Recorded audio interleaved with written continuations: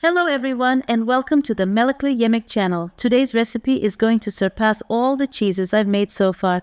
This one is by far the most requested, the one you've been most curious and concerned about. And no, I didn't invent a new cheese, I'm simply showing you how to make a classic one. So let's dive in. First, I strain 5 liters of fresh farm milk. I pour the milk into a pot and place it on the stove to boil. Many of you, my regular followers, will recognize this method. For this recipe, we're using whey that has naturally soured. If you're wondering how to make whey, it's simple. Start by curdling milk. The greenish liquid that separates is whey. Leave it out at room temperature for a week or up to 15 days to sour naturally. That's it. Now let's continue. Once the milk starts boiling, I add a tea glass of sour whey.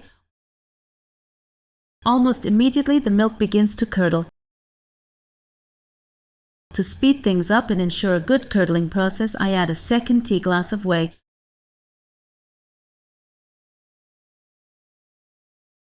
Look closely. Do you see the yellow liquid forming underneath? Some people call it green water, others call it whey. Either way, this is what we want. Next, I scoop the curdled cheese into a plastic strainer. I know some of you might be concerned about using plastic with heat, but unfortunately I haven't found a metal strainer that gives this exact shape. So for now I stick with this one. Now I layer the cheese into the strainer. First a scoop of cheese, then a sprinkle of salt. I repeat this process until all the cheese is in the strainer. Once that's done, I cover the cheese with a lid that fits the strainer's shape. Then I place a weight on top to help the cheese set properly.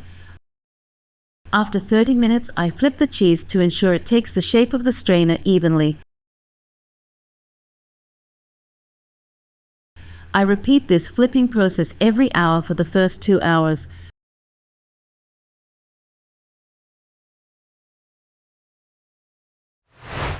By the end, the cheese is perfectly shaped and most of the water has drained. Now it's time to dry salt the cheese. Dry salting is a traditional method, and my followers will know I've used it often on my channel. I sprinkle salt on all sides of the cheese and let it rest at room temperature for a day. By the next day, the cheese has started to firm up and its outer layer has dried slightly. After a day, the cheese is ready to be cut. I slice it into triangles and show you the inside. It's soft, smooth, and delicious. At this stage, you can decide whether to store it in brine or enjoy it as it is. To make the brine, I use the whey left over from the cheese making process. I let the whey cool completely before adding it to the cheese. Then I place the cheese into glass jars filled with brine for storage. As you can see, you now have 2 options: dry salted cheese or cheese stored in brine. Both are incredibly delicious and versatile. Thank you so much for watching. I hope you try this recipe and love it as much as I do. See you in the next video. Bye bye.